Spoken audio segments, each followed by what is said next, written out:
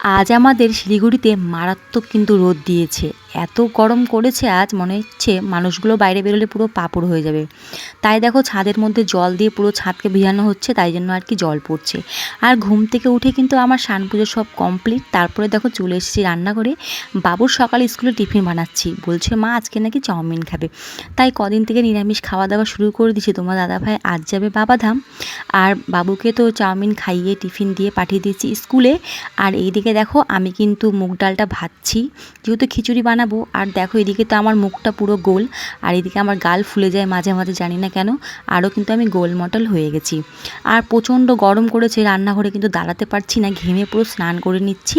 তোমাদের ওদিকে আজকে কেমন রোদ দিয়েছে অবশ্যই বলবে।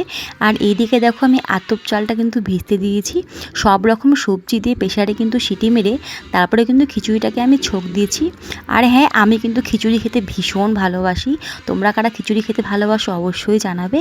আর দেখো দিদির বাড়ির জন্য ওখানে খিচুড়ি নিয়েছি। তো ব্লগ দেখার জন্য ধন্যবাদ।